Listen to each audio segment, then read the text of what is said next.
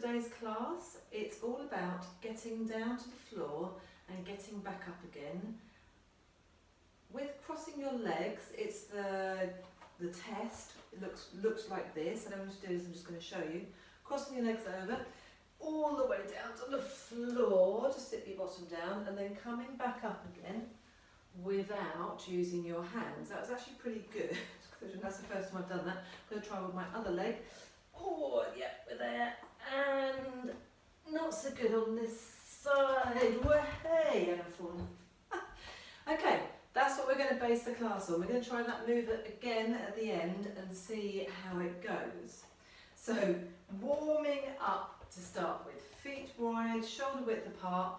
We're going to take the arms nice and wide, spreading the fingers and thumbs apart, facing forwards, standing up really tall, having a very strong stance and being conscious of keeping all your body still.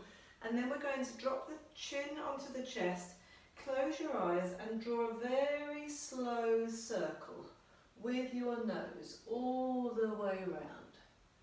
Going all the way around to the side, up to the ceiling, back down to your chest 3 times in the same direction. There will be squelching, there will be crunching and clunking and all sorts of other things going on, and that's absolutely fine. Try and do it even more slowly than I am at the moment. We need to get this done. This would be a great thing to do. I'm going to give you 5 more movements, which one of the guys that I subscribe to, Luka, gave as mobility exercises to do every day. I've changed direction if you haven't joined me. And basically he says do everything really mindfully, really slowly, until it feels a bit better. Do it every day for 2 weeks, 3 weeks, a month. See how it feels. And I have to admit I've been doing this pretty much every day for the last week or so, and my neck and shoulders definitely feel better. That's number 1 of the movement. So a great big neck, or the circle of the tip of your nose. Then we're going to take the arms forwards. Open the arms out so they're opposite your chest. Open them out slightly, and we're going to take shoulder squares. I'm going to stay facing the side for the moment. By that I mean the shoulder blades or the shoulder girdle, so the short sleeve of my top is the area I'm focusing on. I'm reaching forwards, then I'm going up at the front, then I'm going across the top and down the back. Forwards, up at the front, across the top, down the back. Let's do 5 of these in this direction. Really trying to turn it, or to keep it as a square, I should say, rather than turning it into a circle, which is something that I would normally do in my class. The danger with this one, especially when we change direction, I'm going to change direction now, is when you take the shoulders back and up, we tend to lean back in that upper body, and I can see myself in the monitor, that's what's happened. So make sure that weight is slightly pitched forwards. Pin the shoulders back, take them up at the back, forwards across the top, and then down at the front. Pin them back. Really trying to draw those 4 sides of a square as opposed to a big circle, which is what we would normally do. When I take my shoulders back, I'm not trying to squeeze my shoulder blades together. I'm trying to just open across the collarbone almost. Up at the top, across the top, forwards and down, and that's enough of those. Wonderful. Let's keep the legs nice and wide, outside shoulder width apart. I'm going to go back slightly, reaches up. I think I might be slightly out of camera angle, but I'm trying to touch the ceiling, stretching down that side seam of my torso. Hold holding both arms up, really lengthening that spine. This is a little bit uncomfortable. Shoulders are up around the ears, ribs are flaring, that's absolutely fine. I'm just looking for that length in the spine. Oh, first rhyme of class. I'm moving forwards from the wall because now we're going to just take a big swing down. As I start these swings, I'm going to keep my chest fairly upright. I'm sticking my bottom back, letting the arms relax, knees going over the toes. As I get a little bit more warmed up, I'm going to let my head relax all the way down. So as we finish off the movement, I don't know whether you can hear it, but I'm brushing my fingertips on the floor, relaxing the head at the base of the swing. One more for luck. Missed an opportunity for another rhyme there. Feet shoulder width apart and take some loose swimming. As always, we want the head in the middle, the spine in the middle. We're rotating around the spine. That means the shoulders will open up, the hips will open up, the feet will roll from side to side. This is all going backwards. As we're swimming, we were doing backstroke, now we're doing front crawl. This is where I notice the swimmers in class because that top arm comes over and does a nice tuck in with the hand. Try and get the arms by your ears. Brilliant. What are we doing next? That's 1, 2 and 3. Number 4, the last thing, just as a mobilising, is some hula hoop hips. Let's pop the hands on the ribs and circle the hips around. Obviously, as you noticed at the beginning of class when I did an amazing demonstration of the sitting down and standing up test, especially my second side, it was a bit ropey, but that takes quite a lot of strength and a combination of strength and suppleness and range of movement in all your joints, which is why it's a good test of your general overall physical health. And in order to be able to do that better by the end of class, or be able to have a go at the end of class, we need to warm everything up. And as always, we need to get everything mobilised and get some blood flow to all the bits and pieces that we're going to need. So we've just done the hips, we're going to bend the knees, stick the bottom out a little bit, fingertips to the knees as you know, and we're rolling the knees around. It's a hula hoop knee action. We keep the fingertips on the knees so that we keep them at the same height.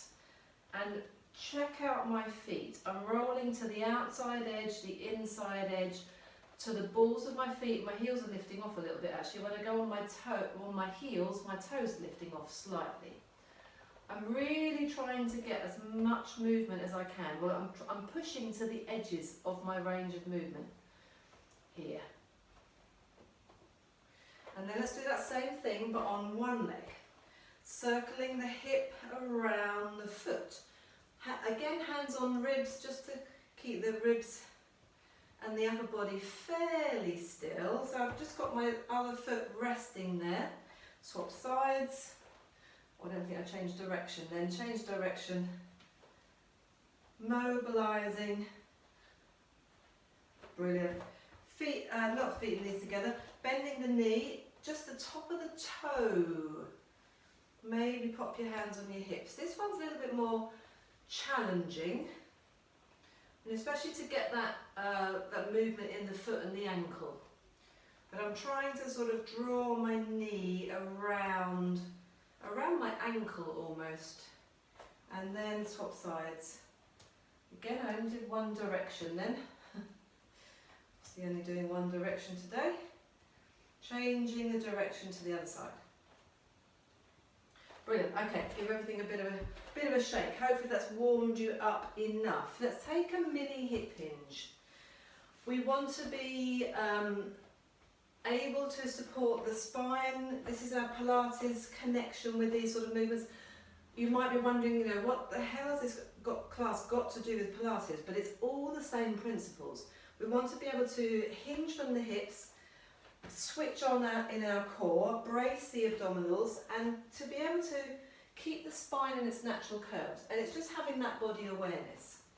So we're sending the bottom back, I'm spanning my thumbs and my fingers apart and placing those on my torso, making sure that the ribs are connected to the hips, sending the hips back. I'm also building a bit of endurance here. I want you to hold it back once you've found that position. Hold it back, and can you just lift the front of one foot up at a time, alternating. There shouldn't be too much rocking and rolling from side to side. You might be starting to feel a little bit of work going on in that lower back, and that's absolutely fine. We're just building some endurance there. Can you lift both toes at the same time? There's a bit of balance going on as well, just because that weight has to go back into the heels, and if you go too far with those toes lifting up, you're going to step back, and that's fine. Enough of that. Let's take that movement into our narrow squat. I'm going to stay sideways actually for the moment. So feet still hip width apart. Narrow squat, or any squat, starts and finishes with a hip hinge. So my focus is to send my bottom back, then bend my knees, bend at the ankles, and then come upright. I'm sending my butt back, I'm bringing my arms forwards and keeping them quite low as a counterbalance. In theory, I should be, and I can't really check this and look at this, but the angle of my spine when I do the mini hip hinge should be pretty much the same as when I do my narrow squat. Hopefully, that's what we're aiming for. And the shape of the spine does not change. Let's take that same squat movement, but go much wider with the feet. Now we're going to turn the toes out slightly and send that bottom back and bend the knees and the ankles. Again, I'm just going to turn sideways again. Hopefully the angle of my torso from here to here should be pretty much the same. The only difference is my legs are wider, I'm hinging down, I'm hinging more at the hip. We're aiming for a nice deep squat. So talking about the getting down to the floor and getting back up again, I'm going to hopefully give you some options of getting down to the floor, getting back up again, that aren't necessarily that exact same test. The crossing over the legs and the sitting down and coming up in that position is quite tough. But we do this all the time in our classes. We will do, you can do coming up from the floor from a deep squat, which is where we're aiming for right now. So we've got the legs nice and wide. Let's see if we can take the elbows onto the knees and then maybe lift up. My goal now is to try and keep my chest up. That's why I'm taking the elbows onto the knees, but I'm trying to drop my hips a little bit lower. I'm struggling a little bit to keep my heels on the floor without falling backwards, but that's my Achilles. Oh, there we go. Okay, so if I actually take my arms forwards as a counterbalance, now you can see my hips are lower than my knees. If I take that to the side, because I'm now in a really deep squat, my lower back shape and the angle won't be exactly the same. So that lower back, just for me, starts to round out about now. That's absolutely fine. There's no right or wrong, as long as the knees are in good alignment with the toes and the hips, and as you're coming up, you're supporting that back by bracing. It is all good. Let's go down one more time. So feet wide, down one more time into your deep squat, then place the hands to the floor, then walk the feet out to the corner towards the sides of your mat, not so much wider. Keep the weight on the hands, toes are going out to the corners of your mats, and then we're going to swap from side to side. This is a strong stretch. It's a Cossack lunge or a Cossack squat. Strong stretch on the inside thighs. As always, making sure the knees go over the toes. And we need all this amount of flexibility to be able to perform the movements that we're going to do today with efficiency. Coming back in, let's walk the feet in, heels and toes and heels and toes, and then let's roll up through the spine, mobilising that spine a little bit. Haven't really done much on the spine today as such. We will do a little bit more as we go along. Okay, in fact we're going to do that now because we're going to take a wide leg roll down and then add a few things on as we come into the plank and then all fours. In fact, I'm going to need to just put my notes here so I can work out what I'm doing. So coming to the end of your yoga mat, if you have a yoga mat. If you don't, imagine that space is there. My feet are as wide as the yoga mat, slightly outside shoulder width apart. We're taking a nice roll down. So chin onto the chest, just the head only. Then allow the shoulders to round forwards. The arms are going to hang away from the body. Keep the pelvis still for as long as possible. Keep your hips over your feet for as long as possible. This is the next stage. I can't really go any further. Now I'm going to allow my pubic bone to slide back through my legs, soften the knees, unravel the spine down to the floor. Nod the head, shake the head. This is how we would get to the floor quite often in my Pilates classes. We're going to walk out onto the hands, bring the hands underneath the shoulders, drop the hips down, come into the plank, hold that there a moment. So a nice straight line with the whole body. And then we're lowering the knees with control, bringing the toes together and taking the hips back on the heels and having a little sway from side to side while I look at my notes. We're going to turn the hips back on heels. Okay, into a long lunge from here. I'm going to bring my, so kneeling up, knees are still wide, maybe bring them a little bit closer together.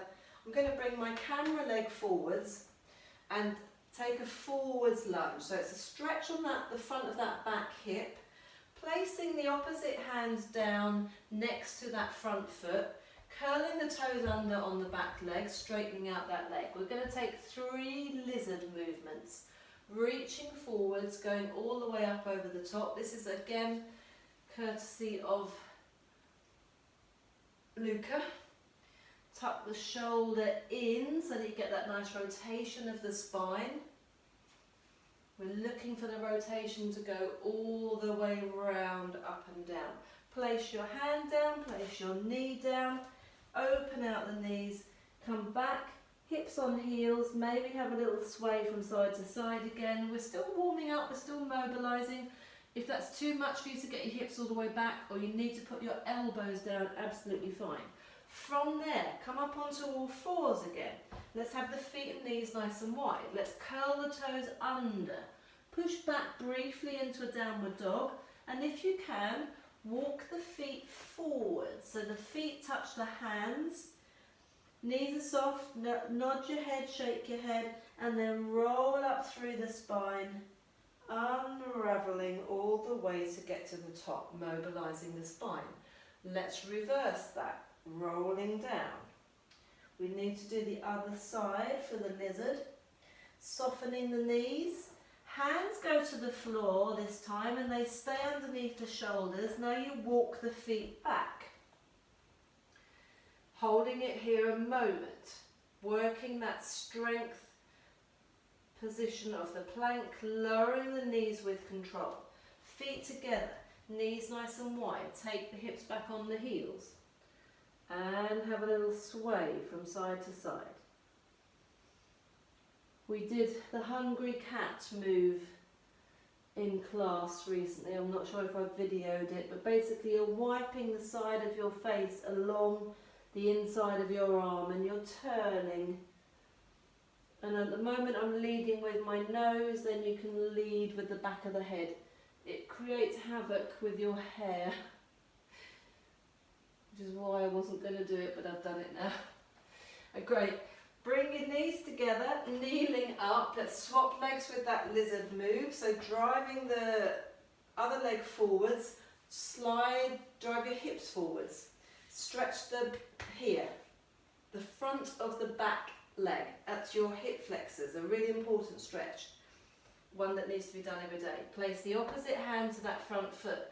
Curl the toes under on the back leg, straighten it out. You can keep the knee down if you need to, but try and have a straight leg at the back if you can. Reaching the same arm as the front leg. This time you're going to be turning away from the screen. 3 of these. As I reach the arm forwards, I push forwards a little bit into that front foot, and then as I take the arm up, I'm pushing back into that back heel, following the arm with my head and my eye line, placing the hand down, placing the knee down, coming back onto your all fours, curling the toes under, lifting the hips, this time walking the hands back to the feet, soft knees, rolling up through the spine. Woo, it's quite hard work, this class. We're going to do one more of those, so take a nice roll down. Feet wide, pelvis in neutral, weight over your feet for as long as possible, let those arms hang, then soften the knees, then unravel. Little hamstring stretch here wouldn't hurt. Walking the hands out, let's come back into that plank position. Holding it there briefly, being conscious that you're in that great position. Sliding the shoulders back, pulling the belly button tight towards your spine, lowering the knees with control. Feet together, toes together, stretch back on your hips and your heels again. From here, we're going to take a cat stretch as we sort of take a ripple through and then finish with the hips just dropping down, lifting up out of the floor, drawing those shoulders down, and have a sense of your lower body being really quite relaxed. I'm not working overly hard here. This is another mobilising move from Luka. I've kept it on the knees. It can be done on the toes, but I've kept it on the knees for today. To get back to where we were, you're going to drop your chin onto your chest, round the back, scoop the tummy, and stretch all the way back again.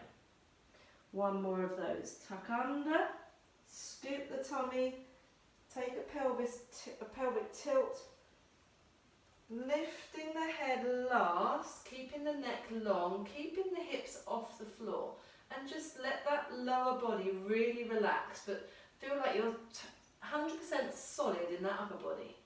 Chin onto the chest, reverse peel again, reverse ripple back if you like. Brilliant, and then I think we are coming up. Wide leg roll downs, lizard toes, hit and finish back into coach and roll up. Yes, we're going to come up to standing. So from all fours, curling those toes under. You can either walk your hands back or walk your feet forwards. This is one way of getting up and down off the floor. And then bending the knees, letting the arms hang. I'm going to circle, twiddle my fingers as I come up. Those wrists have a little bit of work there. And we're up to standing. So we rolled down, we walked out into the plank, we lowered the knees, we sort of reversed that movement to get back up again. One way of getting down to the floor and getting back up again. We are going to do some nice static lunges. I say nice, static lunges are tough. Taking one leg in front, one leg behind. From the side, I want your body to be exactly in the middle of both legs. My back heel is up slightly, both legs are straight. Then we're going to bend both knees equally. I'm just lightly touching the wall behind me for a bit of balance. And then straighten both legs.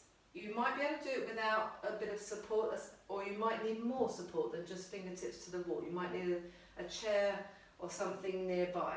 We're only bending the knees as much as you're comfortable with, but if you were able to, the position that we're aiming for is that back knee brushing the floor.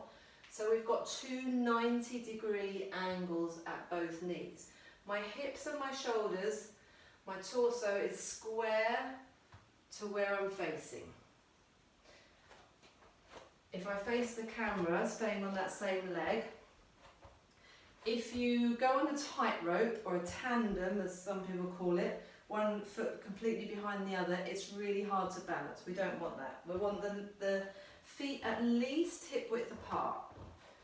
We're going to, and just making sure that both knees are going over your toes. So this is a half bend, keeping my torso really level. And this is me brushing that back knee. Trying to straighten the legs at the top. And I'm just going straight down and straight up. It's hard work. We're going to change legs. Doing a static lunge, which is what I call this, really well, is actually tough. It's tough on everything. It's tough on the hips, the thighs, the knees, the toes, your overall balance, your overall posture, your strength in being able to hold that upright position without any twisting, any changing at the hips. Keeping that perfect alignment is really quite tough. Being able to brush that back knee to the floor and then fully straighten your legs, going all the way down without any leaning forwards or leaning back. Again, it's tough, it's strong. I'm tending to lift my back heel up a little bit too much, I think. I'm just going to relax that a little bit more. Yeah, that's better. I can really feel this on this side, on my back big toe as well. That's another thing that may be affecting how you're able to do these exercises. Remember, you don't need to go all the way down, but you do need to bend both knees equally and don't pitch forwards. I'm actually stretching my mat apart a little bit. It's rucking up slightly. Good, okay, let's stay on this side. In fact, let's bring the feet forwards. Now we're going to take that static lunge. We're going to kneel down and we're going to swap over the legs. So you're stepping back, and again, this is where you might need a little bit of support. Kneeling down. So this is an upright thing. I'm bringing my other knee in, so I'm kneeling up. Yeah, there's kneeling up. We knelt down and we're kneeling up. And we're swapping the front leg over, just changing legs. I'm curling the toes on the back leg, which you don't always need, but I'm going to do it for now. And then I'm going to put the weight through my front foot as I pitch forwards and step out of it. That's the important part. Using that same leg, I think, we're going to swap over maybe. So going down, knees together, yeah, we are swapping over. Forwards. Now this time I've left my back foot flat because I'm going to put all the weight through my front leg to step out. You might not have enough strength in the front leg. I'm going to go down again. So you definitely need your toes curling under here, all the way down, trying not to crash land on that knee. I relax my back foot, but if you haven't got enough strength in that front leg, you absolutely curl your toes under if you can. Use that back leg to help propel you forwards a little bit. And that way I ended up a little bit of an angle, that's absolutely fine.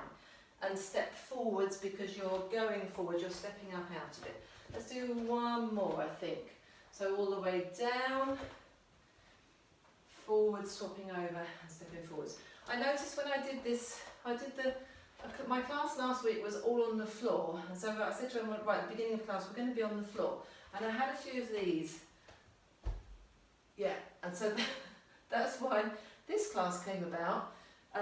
Partly to just build everyone's confidence in getting down to the floor. So if this is your chosen way of getting down to the floor, practice it, have control. Great, okay, but we're now going to combine those two. We're going to combine the static lunge where you're really upright. We're going to combine it with a hip hinge, so it becomes a shoelace lunge. I think this is much easier if you're going to kneel down onto the floor. Thank you, Dexter. So my feet are hip width apart. I'm sending my hips back. Just remind yourself, just take a couple of swinging hip hinges. Remind yourself of the hip hinge action. I'll put my fingertips here, actually, I just do that automatically. Then I can feel that that's the bit that's changing. Hopefully nothing else is changing. Then I'm going to take one leg back and I'm going to reach towards the floor. I'm sending that leg back with a view to putting the knee down. I think we're just going to, Yeah, we're just going to stand to start with, or actually no, let's put the knee down, then bring the other leg in, then swap over and step up out of it. Taking the other leg back.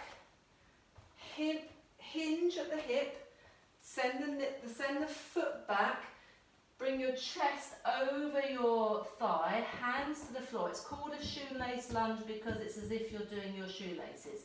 Then you can lower that knee because there's no weight going through the knee now. Then we can come upright, bring the knees together, swap over and stand.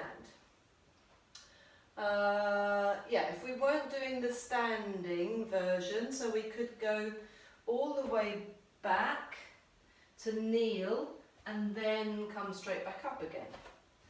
Another variation of this. So that might be where, I'm just going to do one more so that I'm nice and even. That version might be where you've got down to the floor, say you're already on the floor. You don't have the strength or the confidence to keep your body upright and push through. So you might pitch forwards with your chest, keeping your hands to the floor. And then you would lift your hips up and push and bring your spine up. The reason we were doing the hip hinge earlier is because ideally my back shape doesn't change. It's a little bit more rounded than normal here because it's an extreme pitch forwards. As I come out of this in the same way, maybe even bringing your feet together, I open up that hinge. It's not a rounding up. It could be a rounding up, but it's not generally a rounding up. Wonderful. So that's our shoelace lunge to get down to the floor. To be on all fours, I'm going to move the camera. See you down there on all fours. Hello, we're back and we are on all fours. I'd be very interested to know how you got down to the floor. Which one of the few ideas I've given you so far was the way you got down to the floor? It'd be interesting to know. Just have a little think about that. You probably did it without thinking, but have a little think about it. Okay, from here, we're just going to stretch the hips back towards the heels and then come forwards again. This is another version of a hip hinge. As you do this, I want you to think about the shape of your lower back. In fact, you could even put one hand on your lower back. There's a point as your hips stretch back where your lower back starts to round, your vertebrae start to open out. Perfectly natural, but I actually want you to be very aware of where that point is and try not to let the vertebrae open out. Which basically means you're controlling how you hip hinge. And just at that point of when the lower back starts to round out, I tilt my pelvis very subtly. I'm making it quite a big movement at the moment. But I tilt my pelvis a little bit more so that I can go further back without any change. Whilst we're doing this, nice little double whammy here. In fact, let's bring our hands closer to our knees and fingers facing the knees. And then just rock forwards and backwards. This isn't about the shape of the lower back anymore. That was a little extra thing. This is a forearm stretch. Another great thing to do every day. It's an area where we rarely stretch. If you're sitting at the computer all day using your mouse, always with the same hand, always with your arm in that position, you're going to get repetitive strain injury. Not necessarily an injury, but you're going to have repetitive strain. Any position that your body is in for any length of time, daily, on a daily basis, is not good. It's as simple as that. We just want to stretch this out. This is also, it feels quite nice to stretch out. It's quite strong. Yeah, it's something we don't generally think about. And I'm just taking a little rock from side to side, putting more stress in one arm and then the other, and unrolling those hands, getting my hair off the mat and doing some tarantulas or sea anemones. Brilliant. Then we are coming back to all fours. actually going to come down to our elbows. Another one of the Luka's recommendations for daily mobility, and I really like this one, thoracic mobility. You're going to have your toes together and your knees wide. You could work from a normal all fours position if you want to, but I like to be back here a little bit more. The further back you are with your hips, the more relaxed you are with your hips, the less they'll join in with the movement. Bring your elbows and your forearms together. Elbows are underneath your shoulders. Pop your other hand in your lower back. And the movement is just to rotate the shoulder girdle only and to try and look past that shoulder. You won't go very far. And in fact, this is my best side. I'm right-handed. My right side of my upper body is tighter because of being right-handed and always using that being my dominant side. So this is actually quite good. This feels quite good today as well, for some reason. A few of those and then swap over. Pop the hand in the small of the back. If it's uncomfortable in your shoulder, you don't need to do it. I have done this before loads of times with a sort of salute. The danger with the salute is you tend to flap your elbow about. When you've got the hand in the small of the back and you pull that shoulder back a little bit, there's nowhere to go. Oh yes, significantly for me, harder on this side. The beauty of this is that your pelvis, your hips are staying still. So this is a true rotation in the upper spine. It's just, notice how much tension was in my hand. It's just starting to ease off a little bit.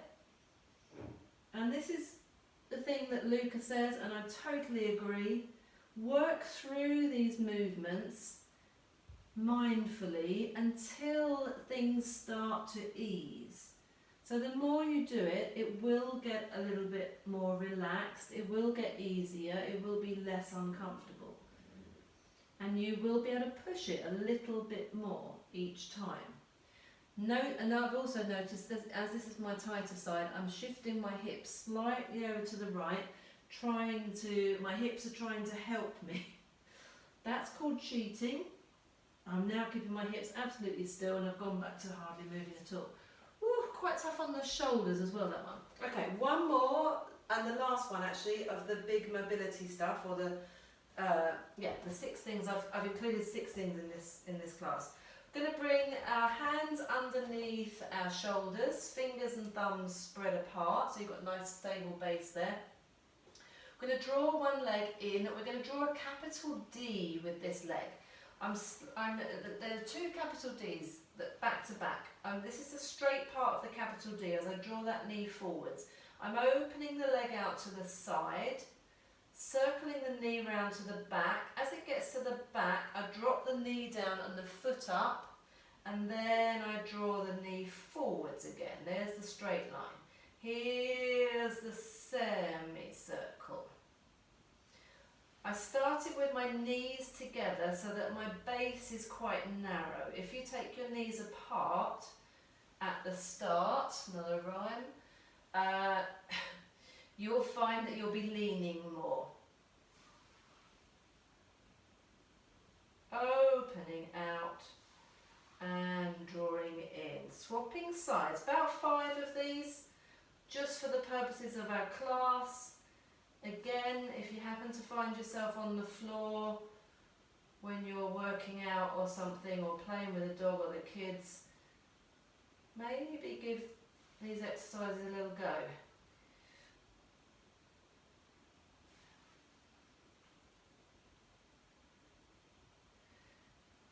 Always thinking about the shape of the spine being in neutral, the back of the head and neck lifting up out of the floor. Great. We're going to come down onto our elbows and we're going to reverse the movement. So you're taking the leg straight out behind you. Then you're circling round and down and forwards. And then straight out behind you. You could stay on your hands if you prefer. This feels a little bit more restricted, especially when you're bringing that leg forwards. But go with it if you can. It's really to save the wrists a little bit. Your goal is to try and keep the pelvis as still as possible, but allow that thigh bone to move within the hip socket. Swapping sides. Which one am I doing? I'm coming in first, and then out. Oi, again. Actually, this side feels tighter today for some reason. It's normally my looser side on my hip.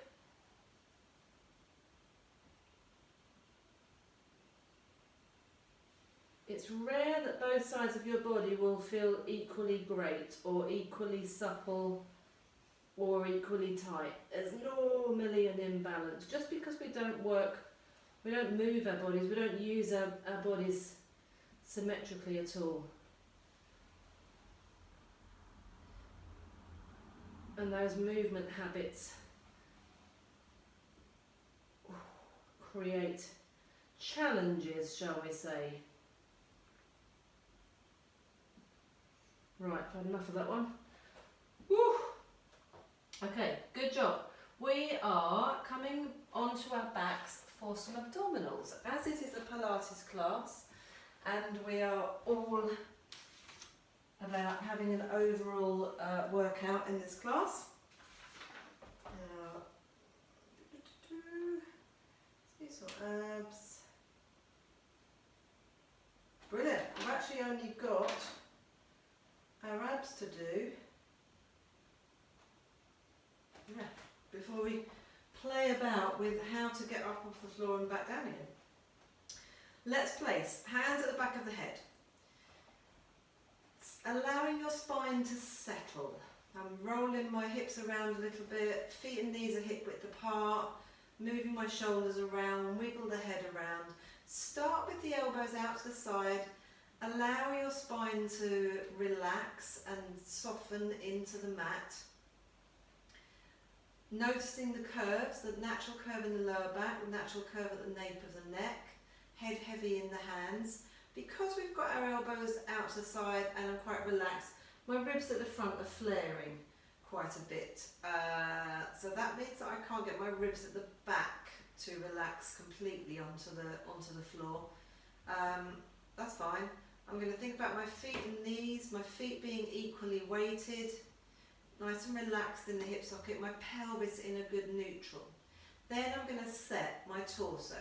So slide the shoulders down in your back towards your hips.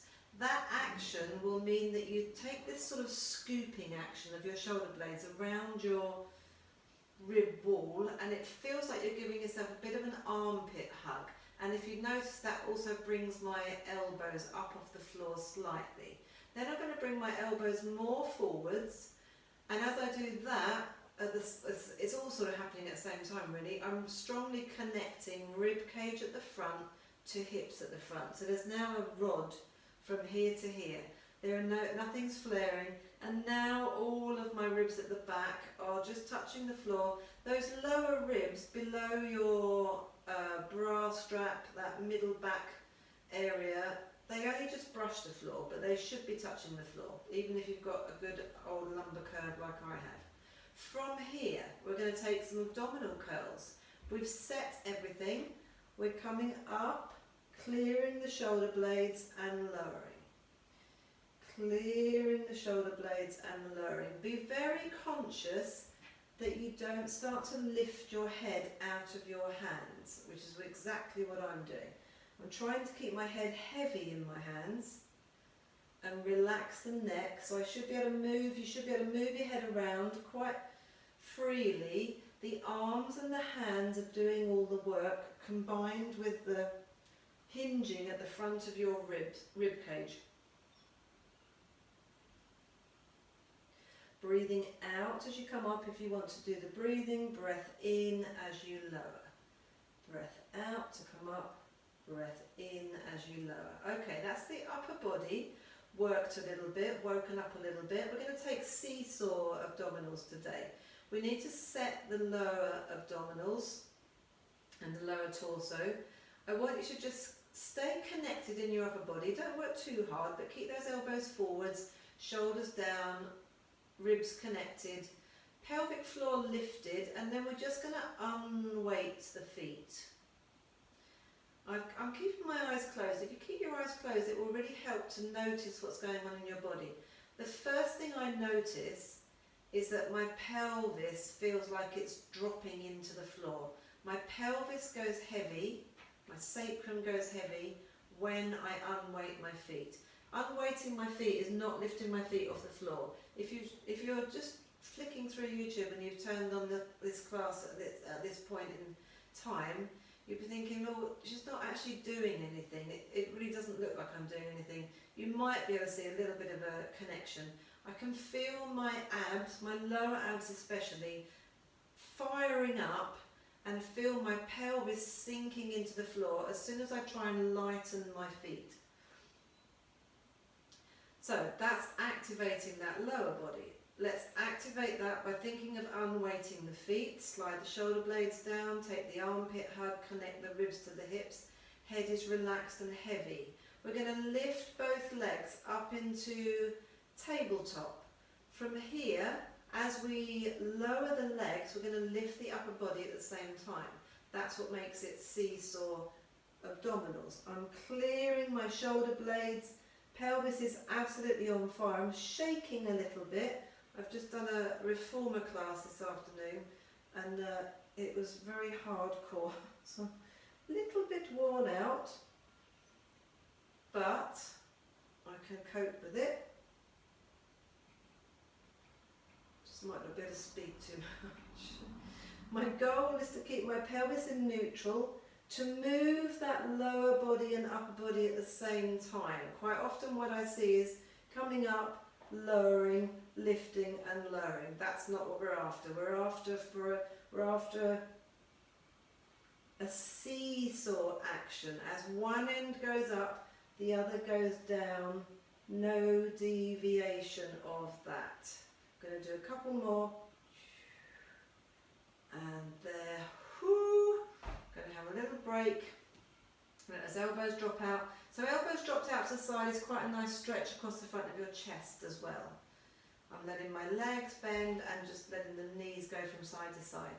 Just finishing off the abdominal section today. Always a good thing to do. My favourite abdominal exercise, if you're short of time and you don't want to do anything else, just do this. Fingertips now released a little bit, so they're just at the back of your head. Crisscross. Opposite elbow to knee. And swapping, and swapping. I'm trying to stay up nice and high, not rolling across my shoulder blades, not rolling around on the mat. I'm trying to keep a neutral, but today I'm probably going to imprint a little bit. If that feels a bit vulnerable on the lower back, take the straight leg higher up towards the ceiling. You could do this with your head down. Maybe take a little twist from side to side. Again, if your head is down, really do take the leg up towards the ceiling. Be careful that that lower back doesn't arch. Otherwise, we're here. Let's hold it for 5, 4, 3, 2, 1, and 5, 4, 3, 2, 1, and 4, 3, 2, 1, and 4, 3, 2, 1, 3, 2, 1, 3, 2, 1, 2, 1, 2, 1, 10, 9, 8, 7, 6, 5, 4, 3, 2, 1, and that's a bridge too far at the end for me. As I said, my abdominals are a bit tired, and at the end of that last set of 10 singles, I really did start to roll around on the floor. Okay, we are coming up, and we're going to just explore another way to get up off the floor. I'm going to put my mat this way. In fact, no, I'm going to take my mat away now. Hopefully you've got a space where you've got a reasonable amount of space. If you've only got your yoga mat and then a hard floor, you probably might find this a little bit uncomfortable to do too much rolling around on the floor. If you've got a bigger space, or you can put 2 mats together or something, it's going to be more comfortable on your joints and bits and pieces. So this was another way of getting up off the floor and combining some of the stuff we've already done. So feet and knees nice and wide, leaning back, not too collapsing, actually lift up a little bit, getting towards the end of class. And I'm just letting my knees go from side to side, and if you can see it, your knees don't necessarily need to go to the floor, but this knee is behind this foot, as in they're not here. They're nice and wide, feet are nice and wide. Great, and then if you can, from there, move on to sitting up and sitting forwards a little bit. Put your hands back, swap over, sit up and sit forwards.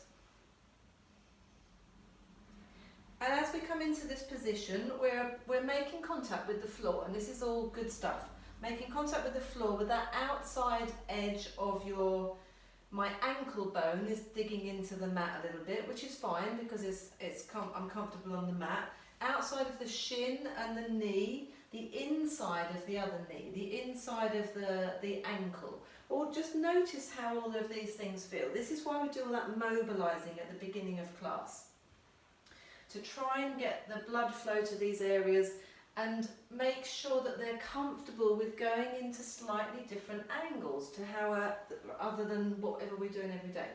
We're going to take this further on to rolling over that shin. Again, it's going to affect your ankle, your foot, the other knee, that foot. Roll across. I'm placing my hands behind me at the moment as I change from side to side. So take your weight forwards if you can and or you want to onto your hands. Start to lessen your need for the hands, if you can. Now we're cooking.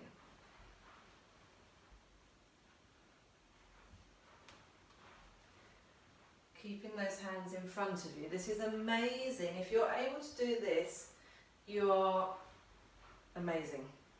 This is fantastic for your hips, your hip mobility, your knees. It's showing you that your body can do and go in all these positions that you might need sometime. And when you start to be able to roll around on the floor with relative comfort and confidence, it's great. I love it. Absolutely love it. I'm going to go back a little bit. I feel like I'm going to be out of the camera shot. Okay, so how could we move on from here? Once you've got to here, you could put the hands forwards. You could bring your knees together. You could bring one leg forwards, and then you could step up out the floor. Coming back down again. Actually, let's do that on the other side. I'm going to show you how I get back down again in a moment. So over to the other side, rolling onto those knees, just bringing them together. I had to move that foot out of the way. Bring one leg forwards. Again, curling the toes under on that back foot or not, pitching forwards and coming up. We've done this one before. So you noticed how I got down then. I got down like it was a crouch, and I ended up one knee hit before the other one, but it was with control because my hands were already down there. We've done this sort of thing before where we're on here, you're rolling and you bring your knees together and you come up onto your knees. You roll across your thigh and hip. So for this one, you keep your feet together. Keep your feet together. You might have come up from the floor, so you might have been here on your side. You're sitting up. I tend to, when I sit up, open this leg, but then I might go here and bring my knees together onto all fours. From all fours, you've got the options of curling your toes under, walking the hands back, rolling up, or curling your toes under, walking your feet forwards, rolling up, or bringing one leg forwards, staying pitched forwards over that leg to come up in the lunge. I feel like I'm about to end up in there. Or my favourite way of getting down to the floor and getting back up again is what I call a curtsy. I'm going to go this way a moment. So again, we've done this one before. You roll over and you cross your legs. From this cross leg position, it's a bit like a curtsy. I'm going to put the weight forwards onto this leg and standing up. And again, I've rolled over this knee and this shin. I get back down to the floor in that same way. I just reverse it. So I take my foot back. I put the top of my foot down first. I roll through the shin. Then I've got control over when the knee goes down. I hinge back. There's the hinge movement. I'm onto my hip. I'm going to go all the way over to the other side. So I'm here. Other leg in front. This foot tucked under. Pitching my weight forwards. Coming up to stand. Coming back down, I would always favour putting my right leg behind. There's that action through the shin. In fact, if I show you this way a little bit more. So I'm putting my toes down. There's lovely control all the way down to the floor. I don't need my arms or my hands. You can use your hands, absolutely. You might just want to do all of this, leaving your hands on the floor or leaving your hands helping you by using a wall or a settee or something. So, ready to give it a go? I'm going to do, I can't remember which side was my worst side. Probably if I put my left foot behind. So here's the test. Crossing your legs over. You don't have to do this if you don't want to. Crossing your legs over, crouching down. Yeah. Ideally landing maybe a little bit more elegantly than that. This is my worst side, I will confess. And then the idea is to come up without putting knees down or hands. So I've got to pitch forwards. No, balance has gone again. Pitch forwards. Oh yeah, okay, I've managed it that time. That's my tougher side. I'm going to do my easier side. Crossing over, yes, much easier. And coming back up, again, much easier. If you do a perfect one, straight down, straight up, it's a score of 10. If you have to put your knee down, so my cheating version, if you put a limb down or a hand down, you lose 1. If you're unbalanced and you wobble a little bit, you lose a half. If you're a score between 8 and 10, you are fantastic and you're physiologically 10 years younger than your age in your body, and you've got all of this lovely motion going on. Anything below that will probably need a little bit of work if you want to enjoy rolling around on the floor. And who doesn't love rolling around on the floor? Thank you so much for joining me. I hope to see you again.